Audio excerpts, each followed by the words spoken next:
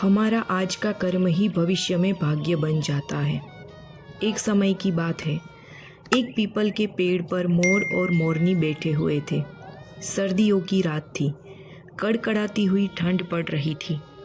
तब मोरनी मोर से कहती है, हे स्वामी, आज की रात को निकालने के लिए ऐसा क्या किया जाए जिससे कि आज की रात निकल जाए, क्योंकि सर्दी बहुत अधिक पड़ रही है।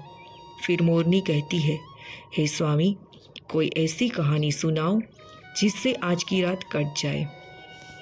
मोर मोरनी की बात सुनने के बाद एक कहानी शुरू करता है और मोरनी से कहता है, हे प्रिय, तुम इस कहानी को ध्यान से सुनो, क्योंकि बड़ी ही ज्ञानवर्धक कहानी मैं तुम्हें सुनाने जा रहा हूँ। अब मोरनी ध्यान से सुनती है और मोर कहानी शुरू करता है। जो लोग इस कहानी को सुन रहे हैं, इस कहानी को पूरा अंत तक ज़रूर सुने। मोर कहता है, बहुत समय पहले की बात है। किसी नगर में एक राजा रहता था। एक दिन वह राजा अपने दरबार में बैठा हुआ था। तभी उसके दरबार में एक भिखारी आया। उस भिखारी की बड़ी दयनीय स्थिति थी। शरीर पर फटे पुराने मैले कुचले कपड़े और लाचार बेबस निगाह। राजा ने जब उस भिखारी को देखा तो उस पर बड़ी दया आई। राजा ने तुरंत अपने मंत्री को बुलाया और उसे आदेश दिया कि इस भिखारी को उचित भिक्षा देकर विदा करो। मोर आगे कहता है कि हे प्रिय, भिखारी तो भिक्षा लेकर राजा को धन्यवाद देकर वहाँ से चला गया, लेकिन राजा के सामने एक प्रश्न छोड़ गया। उस राजा के मन में यह विचार आया कि मैंने ऐसे कौन से शुभ कर्म किए थे जिनके कारण यह राजपद मुझे मिला है, और इस भिखारी ने ऐसा कौन सा कार्य किया था जिसके कारण उसे दर्द भरी जिंदगी अर्थात इतनी गरीबी नसीब हुई है। राजा के मन में यह विचार आते ही अगले दिन राजा ने अपने नगर के सभी विद्वानों की एक सभा बुलाई। जब सभी विद्वान राजसभा में उपस्थित हो गए तो राजा ने सभी के सामने अपने मन की जिज्ञासा रखी और उस राजा ने विद्वानों से कहा, हे विद्वान पुरुषों, मैंने आप लोगों को यहाँ बुलाने का कष्ट इसलिए किया है ताकि मैं अपनी एक समस्या का निवारण आप लोगों से करा सकूं। मेरे मन को एक विचार बहुत ही विचलित कर रहा है। राजा का यह वचन सुनकर सभा में बैठे हुए विद्वानों में से एक विद्वान ने खड़े होकर पूछा, हे महाराज, ऐसी क्या उलझन है जो आपको विचलित कर रही है? ऐसा कौन सा विचार है जो आपको परेशान कर रहा है? कृपया आप हमें बताएं। राजा बोला, हे विद्वानों, मैंने यह सभा इसलिए बुलाई है ताकि मैं यह जान सकूं कि किन किन शुभ कार्यों से मुझे यह राजपथ मिला है। अगर आप लोगों में से कोई इस बात को मुझे बता देगा तो मैं उसे बहुत सारा धन दूंगा, और ना बताने की स्थिति में मैं उसको गधे पर बैठाकर मुख पर कालिक पोतकर उसे बेइज्जत करके राज दरबार से बाहर निकलवा दूंगा। राजा की इन बातों को सुनकर सभा में सभी बैठे विद्वान चिंता में पड़ गए। वो सभी सोचने लगे कि राजा के प्रश्न का उत्तर बताने से बेहतर तो यही है कि हम लोग चुप रहे या फिर उनसे कुछ दिन की मोहलत मांगकर चुपचाप यहाँ से निकल ले। कहीं राजा को हमने उत्तर बताया और राजा हमारी बातों से संतुष्ट नहीं हुआ तो मुफ्त में ही हमारी बहुत बदनामी हो जाएगी। यह विचार कर सभी विद्वानों ने आपस में सलाह मशवरा करके राजा से कहा, महाराज, हम आपके इस प्रश्न का उत्तर तो दे देंगे कि किस पुण्य कर्म के कारण आपको राजपद नसीब हुआ है, लेकिन इसके लिए आपको हमें कुछ दिन की मोहलत देनी होगी। आप हमें 6 माह की मोहलत दे दीजिए। 6 महीने के बाद हम आपको यह राज बता देंगे कि किस पुण्य कर्म के कारण आपको यह राजपद नसीब हुआ है। राजा ने कहा, ठीक है, हम तुम्हें 6 महीने की मोहलत देते हैं, लेकिन ध्यान रहे 6 महीने के बाद तुम्हें हर हालात में मेरे प्रश्न का उत्तर देना होगा। सभी विद्वानों ने राजा को आश्वासन दिया और राजा से कहा, महाराज, आप बिल्कुल भी चिंता ना करें। 6 महीने बाद हम आपकी जिज्ञासा का समाधान अवश्य कर देंगे। इस प्रकार सभी विद्वान राजा से 6 महीने की मोहलत लेकर राज दरबार से बाहर चले गए। सभी विद्वानों ने राजा से कह तो दिया था, लेकिन इसका उत्तर उन्हें भी मालूम नहीं था। सभी ने बाहर आकर विचार विमर्श किया कि अब इस मुसीबत से कैसे छुटकारा पाया जाए। सभी विद्वान मौन थे। इसका हल किसी को भी मालूम नहीं था। तभी उनमें से एक विद्वान बोला, अरे भाई, अभी तो हमारे पास पूरे 6 महीने हैं। 6 महीने आराम से गुजारो, जब समय आएगा तब देखा जाएगा। भविष्य की चिंता करके वर्तमान क्यों बर्बाद करें। सभी ने एक सुर में हाँ मिलाया और सभी विद्वान यह वादा करके कि आज से 6 महीने बाद हम सभी लोग नगर के बाहर तालाब पर इकट्ठा होंगे और जिसे भी उत्तर पता चल जाएगा वह एक दूसरे को बता देगा। इस तरह सभी लोग एक दूसरे से वादा करके एक दूसरे से विदा लेकर अपने अपने घर को चले गए और अपने घर के कार्यों में व्यस्त हो गए। दिन गुजरे, महीने गुजरे और गुजरते गुजरते वह समय भी आ गया जिसके अगले दिन राजा को उनके सवाल का उत्तर देना था। वादों के अनुसार एक बार फिर से सभी विद्वान नगर के बाहर बने हुए तालाब पर इकट्ठे हुए। सभी ने एक दूसरे से पूछा, क्या किसी को उत्तर पता चला? तो सभी का एक ही जवाब था कि हम तो इस प्रश्न का कोई उत्तर नहीं ढूंढ पाए। जब सबको यह पता चला कि राजा के प्रश्न का उत्तर किसी के पास नहीं है, तो यह जानकर सभी चिंतित हो गए और सोचने लगे कि अब क्या किया जाए। जब सभी विद्वान चिंता में डूबे हुए थे, तभी न जाने कहां से एक वृद्ध सन्यासी वहां पहुंचा। जब उसने सभी विद्वानों को चिंता में देखा, तो उन्होंने विद्वानों से पूछा, क्या बात है भाई, आप सभी लोग चिंता में क्यों बैठे हो? साधु महाराज के पूछने पर विद्वानों ने सारा घटनाक्रम उस सन्यासी को बता दिया और कहा, महात्मा, यदि हमने कल राजा को उनके पूछे प्रश्न का उत्तर नहीं दिया तो राजा हमारा सिर मुंडवा कर गधे पर बिठाकर राज्य से बाहर निकलवा देगा। इसी कारण से हम सभी लोग चिंता में डूबे हुए हैं। विद्वानों के मुख से यह वचन सुनकर उस वृद्ध सन्यासी ने कहा, हे विद्वानों, अब तुम्हें चिंता करने की कोई आवश्यकता नहीं है, क्योंकि मुझे पता है तुम्हारे नगर के राजा को किस पुण्य कर्म के कारण राजपथ नसीब हुआ है। सभी विद्वानों ने कहा, सच महात्मा जी, आपको पता है? सन्यासी बोला, बिल्कुल। सभी विद्वान उस महात्मा के आगे हाथ जोड़कर बोले, महात्मा जी, यदि ऐसी बात है तो कृपया हमें बताने का कष्ट करें कि किस पुण्य कर्म के कारण हमारे राजा को राजपथ नसीब हुआ है। हम वादा करते हैं, हमें जो भी उपहार उस राजा से मिलेगा उसमें से आधे से ज़्यादा हम आपको दे देंगे। वृद्ध सन्यासी बोला, हे विद्वानों, मुझे आपसे कोई उपहार नहीं चाहिए। आप तो सिर्फ मुझे राजा के पास ले चलो, मैं स्वयं उनके प्रश्न का उत्तर दे दूंगा। उस सन्यासी की इन बातों को सुनकर सभी विद्वानों के चेहरे खिल गए। सभी विद्वान उस वृद्ध सन्यासी को लेकर राजा के दरबार में जा पहुंचे। उन्होंने उस वृद्ध सन्यासी का राजा से परिचय कराया और कहा, हे राजन, यह सन्यासी आपके प्रश्न का जवाब दे देंगे। राजा ने कहा, कोई बात नहीं, मुझे तो मेरे प्रश्न का उत्तर चाहिए, चाहे आप दे या यह महात्मा जी। राजा ने कहा, बताओ सन्यासी, मुझे किस पुण्य कर्म के कारण यह राजपथ मिला है? राजा के वचन सुनकर वह सन्यासी बोला, महाराज, क्या आप सचमुच में ही यह जानना चाहते हो कि आपको ही क्यों यह राजपथ मिला है? तो महाराज, इन बेचारे विद्वानों को सताने से कोई फायदा नहीं है। आपके प्रश्न का उत्तर तो सिर्फ एक व्यक्ति ही दे सकता है। राजा ने आतुर होकर पूछा कि कौन, बता सकता है? तो वृद्ध सन्यासी बोला, महाराज, यहाँ से 100 कोस दूर उत्तर दिशा में एक वन में एक ज्ञानी महात्मा तपस्या कर रहे हैं। वह महात्मा राख खाते हैं, राख के अतिरिक्त कुछ भी नहीं खाते हैं और राख का ही मल त्याग करते हैं। वे महान महात्मा दूरदृष्टा है, वही तुम्हारे प्रश्न का उत्तर दे सकते हैं। यह सुनकर उस राजा ने वृद्ध सन्यासी की बात पर विश्वास किया और अपना राजपाट अपने मंत्रियों के हवाले करके वृद्ध सन्यासी के बताए अनुसार उस महात्मा की खोज में चल दिए, जो महात्मा राख खाते थे। कई दिनों के सफ़र के बाद वह राजा अंततः उस जगह पर जा पहुंचा जिस वन में वह महात्मा जी तपस्या कर रहे थे। राजा ने हाथ जोड़कर महात्मा जी की एक परिक्रमा लगाई और महात्मा जी के सामने हाथ जोड़कर खड़ा हो गया। 2 घंटे बाद महात्मा जी की समाधि टूटी। उसने जब राजा को अपने सामने हाथ जोड़े खड़ा हुआ पाया तो उस महात्मा ने पूछा, भाई तुम कौन हो?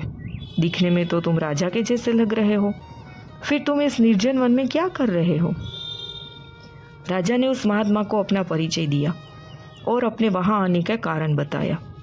इस पर उस महात्मा ने कहा, हे राजन, मैं भी तुम्हारे इस प्रश्न का उत्तर देने में अभी असमर्थ हूँ, लेकिन यहाँ से 50 कोस दूर उत्तर दिशा में एक वन में एक महात्मा तपस्या कर रहे हैं। वह आग खाकर जीवित रहते हैं। तुम उनके पास चले जाओ, वो तुम्हारे प्रश्न का उत्तर ज़रूर दे देंगे। महात्मा की इन बातों को सुनकर राजा कुछ पल के लिए निराश तो ज़रूर हुआ, किंतु फिर से नए उत्साह के साथ महात्मा द्वारा बताए गए मार्ग पर उस साधु की तलाश में आगे को चल दिया। शीघ्र ही उसने अगले वन में तपस्या करते हुए उस साधु को खोज लिया जो आग खाकर जिंदा रहते थे। वह साधु महात्मा भी समाधि अवस्था में बैठे हुए तपस्या कर रहे थे। कुछ देर बाद जब उन महात्मा की समाधि टूटी तो उन्होंने अपने सामने राजा को आदरपूर्वक मुद्रा में खड़ा हुआ पाया। जब महात्मा ने राजा से अपने पास में आने का कारण पूछा तो राजा ने बता दिया कि वह किस लिए उनके पास में आया है। तब साधु ने कहा, सुनो राजन, यह सच है कि मैं बहुत दिनों से तपस्या कर रहा हूँ, किंतु कुछ ऐसी बातें हैं जिनका रहस्य मुझे भी नहीं पता है। तुम जिस प्रश्न के लिए मेरे पास में आए हो, तुम्हारा प्रश्न भी कुछ ऐसा ही है जिसे मैं उसका उत्तर बताने में असमर्थ हूँ। जब वह राजा उन साधु महाराज के इन वचनों को सुनता है तो वह निराश हो जाता है। राजा साधु से कहता है, हे साधु महाराज, तब तो मेरी इतनी दूर आना व्यर्थ ही गया। मैं तो आशा लेकर आपके पास में आया था कि आप मेरी समस्या का अवश्य निवारण कर देंगे। जब वह साधु राजा को बहुत उदास देखते हैं तो कहते हैं, हे राजन, निराश मत हो, मुझे आपके प्रश्न का उत्तर पता नहीं है, लेकिन मैं उस व्यक्ति को भली भांति जानता हूँ जिसके पास में तुम्हारे सभी सवालों के उत्तर हैं। राजा ने कहा, ठीक है महाराज, आप उनका ही पता बता दीजिए। इतनी दूर आया हूँ तो मैं उनसे भी मिल लेता हूँ। साधु बोले, सुनो राजन, यहाँ से 50 मील जब तुम आगे जाओगे तो एक नीलगढ़ नाम का शहर पड़ेगा। उस शहर में अर्पण नाम का वैश्य रहता है। उस वैश्य की पत्नी इस समय गर्भवती है और अब से 2 दिन बाद उस वैश्य की पत्नी के गर्भ से एक पुत्र जन्म लेगा। उसके घर में पुत्र तो जन्म लेगा, किंतु कुछ घंटे जीवित रहने के बाद उसकी मृत्यु हो जाएगी। जब उसकी मृत्यु हो जाएगी तो वैश्य शमशान की मिट्टी में अपने पुत्र को दफन करेगा। जब वैश्य अपने पुत्र को दफन करके वापस लौट जाए तो तुम उस मृत बच्चे की देह को जमीन से बाहर निकाल लेना और उस मृत बच्चे के सामने तुम अपना प्रश्न रखना। तुम्हें तुम्हारे प्रश्न का उत्तर मिल जाएगा। राजा ने साधु को धन्यवाद किया और साधु से विदा लेकर राजा आगे को बढ़ गया। चलते चलते राजा साधु के द्वारा बताए हुए नीलगढ़ नगर में पहुंच गया और राजा वैश्य का घर तलाश करके उसके घर के समीप ही एक चबूतरे पर बैठ गया। कुछ ही देर में वैश्य अपने घर से बाहर निकला। अजनबी व्यक्ति को बाहर बैठा हुआ देखकर उस वैश्य ने राजा से पूछा, मित्र, कौन हो तुम और यहाँ क्यों बैठे हो? किसकी प्रतीक्षा कर रहे हो? राजा बोला, मुझे प्रतीक्षा है तुम्हारे घर में आने वाले उस नन्हे से मेहमान की, जो शीघ्र ही तुम्हारी पत्नी के गर्भ से जन्म लेने वाला है। वैश्य अजनबी के मुख से जब इन बातों को सुनता है उसे बड़ा ही आश्चर्य होता है। राजा की इन बातों को सुनकर वैश्य राजा से पूछता है कि आपको कैसे पता चला कि मेरी पत्नी गर्भवती है? राजा ने कहा, इसमें आश्चर्य करने की कोई बात नहीं है। मुझे यह बात एक महात्मा ने बताई है और उसने यह भी कहा है कि तुम्हारी पत्नी के गर्भ से जो शिशु जन्म लेगा वह लड़का होगा। लेकिन शब्द सुनकर वैश्य बोला, लेकिन क्या भाई, तुमने अपनी बात अधूरी क्यों छोड़ दी? स्वस्थ तो पैदा होगा ना मेरा पुत्र? राजा ने कहा, हाँ भाई, खूब स्वस्थ पैदा होगा, लेकिन सिर्फ कुछ ही घंटे वह जीवित रह पाएगा। बाद में उसकी मृत्यु हो जाएगी। वैश्य भयभीत स्वर में बोला, अरे भाई, शुभ शुभ बोलो। इस अधेड़ आयु में तो मेरे यहाँ पुत्र रत्न होगा, और वह अगर पैदा होने के बाद मर गया तो यह मेरे लिए किसी सदमे से कम नहीं होगा। राजा ने कहा, भाई, जो सत्य है वह मैंने तुम्हें बता दिया। जब वह वैश्य अजनबी के मुख से इन बातों को सुनता है तो अपने पुत्र को बचाने के लिए कई वैद्य हकीम को बुला लेता है, लेकिन विधाता का लिखा कौन मिटा सकता है। होता वही है जो ईश्वर चाहता है। उस वैश्य ने अपने पुत्र को बचाने का भरपूर प्रयास किया, लेकिन उसकी कोई युक्ति काम नहीं आई। महात्मा के बताए अनुसार वैश्य की पत्नी को कोख से एक पुत्र ने जन्म लिया। बहुत खुशियां मनाई गई, लेकिन 4 घंटे बाद ही बच्चे की सांसें उखड़ने लगी। सभी वैद्य हकीम ने बच्चे को बचाने के लिए बहुत जतन किए, लेकिन उनका कोई प्रयास सफल नहीं हुआ और वह बच्चा 4 घंटे की आयु जीकर शांत हो गया, यानी उसकी मृत्यु हो गई। जिस घर में कुछ देर पहले खुशियों की सहनाइयाँ बज रही थी, खुशी का माहौल था, बच्चे के प्राण त्यागते ही एकदम से मातम छा गया। वैश्य के घर में हाहाकार मच गया। छाती पर पत्थर रखकर उसने अपने कर्तव्य को पूरा किया। उसने अपने बच्चे को कपड़े में लपेटा और शमशान के लिए चल दिया। शमशान पहुंचकर वैश्य ने एक गड्ढा खोदा और उस गड्ढे में अपने कलेजे के टुकड़े को दफन कर दिया। मिट्टी डालने के बाद जब वह वैश्य नम आंखों से अपने घर को लौटने लगता है, वैसे ही राजा उस स्थान पर पहुंचता है, क्योंकि उस महात्मा ने कहा था कि जैसे ही वैश्य अपने घर को लौटे तो तुम्हें वह बच्चा जमीन से बाहर निकाल लेना है। यदि तुमने थोड़ा भी विलंब कर दिया फिर तुम्हारे प्रश्न का उत्तर नहीं मिल पाएगा। इसलिए राजा वैश्य के जाते ही उस स्थान पर आता है और गड्ढे की मिट्टी हटाकर बच्चे को बाहर निकाल लेता है। जैसे ही वह राजा बच्चे को कपड़े से अलग करता है तो उसके आश्चर्य की सीमा नहीं रहती। होता यह है कि वह मरा हुआ बच्चा फिर से जीवित हो जाता है और राजा से कहता है, क्या हुआ भाई, तुमने मेरी चीर निद्रा में क्यों बाधा पैदा किया है। बच्चे की इन बातों को सुनकर राजा अपना प्रश्न उस बच्चे को बताता है और कहता है, मैं अपने प्रश्न के उत्तर के लिए तुम्हारे पास में आया हूँ। एक तुम ही हो जो मेरी शंका का समाधान कर सकते हो। राजा ने जब उसको अपनी समस्या बताई तो वह बालक बोला, भाई सुनो, जिस कारण से या जिस कर्म से तुम्हें यह राजपद नसीब हुआ है वह एक लंबी कहानी है। यदि तुम यह जानना ही चाहते हो तो मैं वह कहानी तुम्हें संक्षेप में सुनाता हूँ। हे राजन, इस जन्म में तुम राजा हो। इस जन्म से पहले यानी पूर्व जन्म में तुम मेरे मझले भाई थे। राजा आश्चर्य से बोला कि मैं तुम्हारा भाई था? तो बालक बोला, हाँ राजन, पूर्व जन्म में हम 4 भाई थे। तब हम एक आश्रम में रहकर विद्या अध्ययन किया करते थे। पहले के समय में एक विद्यार्थी का जीवन एक सन्यासी की तरह होता था। ब्रह्मचर्य का पालन करना, भिक्षा मांगकर भोजन करना और भी कई नियम थे जो एक विद्यार्थी को पालन करने होते थे। उन्हीं नियमों का पालन करते हुए हम 4 भाई एक साथ एक आश्रम में विद्या अध्ययन कर रहे थे। हम 4 भाई आश्रम के नज़दीक नगर में भिक्षा मांगने जाया करते थे और जो कुछ भी भिक्षा हम 4 भाइयों को प्राप्त होती थी उसे हम 4 भाई मिलजुल कर बाँट कर खा लिया करते थे। इस तरह से हम 4 भाई आश्रम में रहकर विद्या अध्ययन कर रहे थे और यह क्रम कई वर्षों तक ऐसे ही चलता रहा। किंतु एक दिन हम लोगों से एक बहुत बड़ी गलती हो गई। राजा ने उत्सुकतावश पूछा, कैसी गलती? तो बालक बोला, हे राजन, बीच में मत बोलो, बस तुम मेरी बातों को सुनो, क्योंकि मेरे पास बहुत ही कम समय बचा हुआ है। यदि वह निकल गया तो तुम्हारा उत्तर भी अधूरा रह जाएगा। राजा बालक की जब इन बातों को सुनता है तो एकदम से चुप हो जाता है। बच्चा आगे कहानी बताते हुए कहता है, हे राजन, एक दिन रोज़ की तरह हम 4 भाई भिक्षा मांगने के लिए निकले। कई लोगों के घरों पर जाकर हमने भिक्षा के लिए आवाज़ लगाई, लेकिन किसी भी दरवाजे से हमें अन्न का एक दाना नसीब नहीं हुआ। उस दिन हम 4 भाई खाली हाथ ही आश्रम लौट आए, क्योंकि हम 4 भाइयों में से किसी को भी भिक्षा नहीं मिली थी।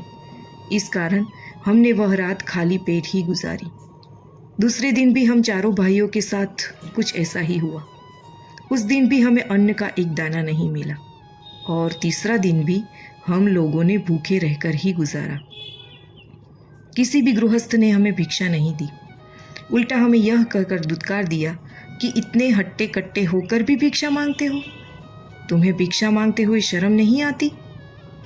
उस गृहस्थ के अपमान भरे शब्द सुनकर हम तीनों भाइयों के सर शर्म से नीचे झुक गए।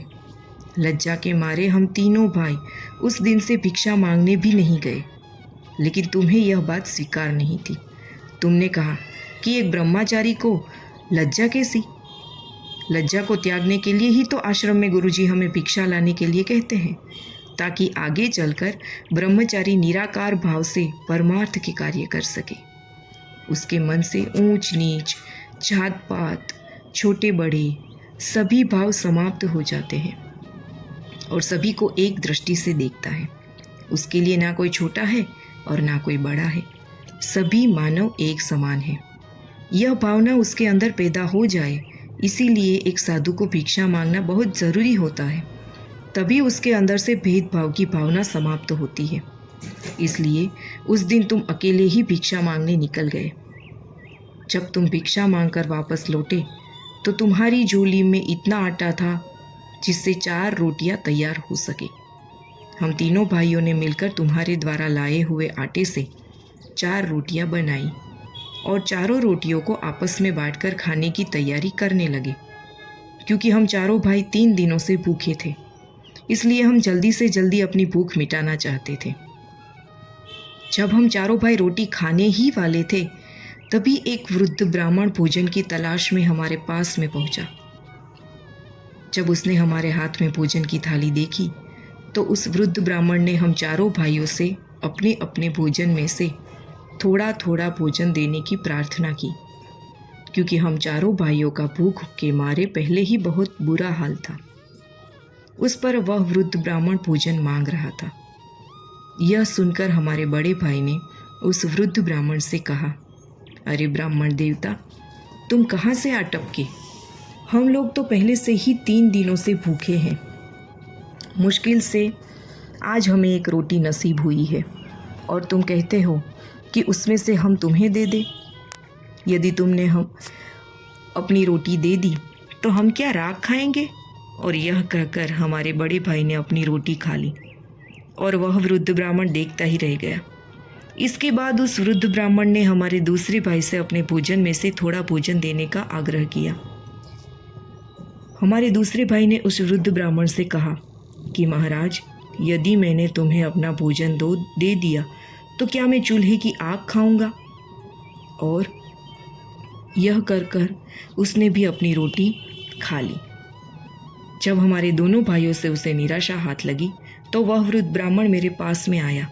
मैंने भी अपने दोनों भाइयों की तरह उसे टका से जवाब दे दिया। मैंने बोला, हे ब्राह्मण देवता, यदि हमें अपने भोजन में से तुम्हें भोजन दे दिया तो मैं मरूंगा या जीऊँगा? और यह कहकर मैंने भी अपनी रोटी खा ली। जब हम तीनों भाइयों से वृद्ध ब्राह्मण को निराशा हाथ लगी तो अंत में वह ब्राह्मण तुम्हारे पास में पहुंचा और इस उम्मीद में तुम्हारी तरफ से निहारने लगा कि शायद तुम अपने भोजन में से कुछ भोजन उसकी सेवा में अर्पित कर दोगे। हे राजन, जब वह ब्राह्मण तुम्हारे पास में पहुंचा तो तुमने बिना किसी हिचकिचाहट के अपने हिस्से वाली रोटी उस वृद्ध ब्राह्मण को दे दी। साथ ही यह कहते हुए क्षमा भी मांगी कि हे ब्राह्मण देवता, आज तो मेरे पास एक ही रोटी है, आप इस एक रोटी को खाकर अपनी भूख मिटाएं। आप फिर किसी दिन हमारे यहाँ पर पधारें तो मैं आपका संपूर्ण रूप से अतिथि सत्कार करूँगा। इसलिए हे राजन, तब से हम सब भाई अपने अपने पूर्व जन्म में किए गए कर्म का फल भोग रहे हैं। उस दिन वह ब्राह्मण तो तथास्तु कहकर चला गया और हम तीनों भाइयों पर मुसीबत का पहाड़ टूट पड़ा। बालक ने आगे बोला, हे राजन, जिस वृद्ध ब्राह्मण ने तुम्हें पहले साधु के पास जाकर अपने प्रश्न का उत्तर जानने के लिए कहा था, दरअसल वह ब्राह्मण है जो हमारे पूर्व जन्म में भोजन मांगने के लिए हमारे पास में आया था। और वह पहला साधु जो सिर्फ राख खाता है और राख का ही मल त्याग करता है, पूर्व जन्म का हमारा बड़ा भाई है। उसने ब्राह्मण से यह कहा था कि तुम्हें रोटी तो दे दूं, तो मैं क्या राख खाऊंगा।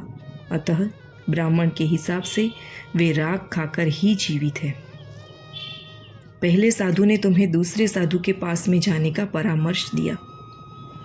वह दूसरा साधु दरअसल हमारा दूसरा भाई है, जो सिर्फ आग खाकर ही जीवित रहता है। उसने ब्राह्मण के रोटी मांगने पर यह कहा था, यदि मैं तुझे रोटी दे दूंगा तो क्या मैं चूल्हे की आग खाऊंगा।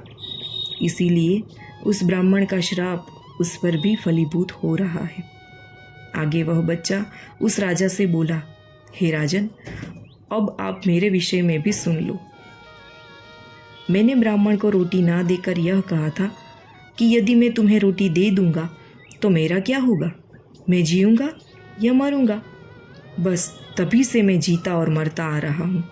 मैं नित्य किसी ना किसी के यहाँ जन्म लेता हूँ और कुछ घंटे, कुछ दिवस अथवा कुछ महीने जीवित रहकर वापस मृत्यु को प्राप्त हो जाता हूँ। और तब से यह घटनाक्रम नियमित रूप से चल रहा है।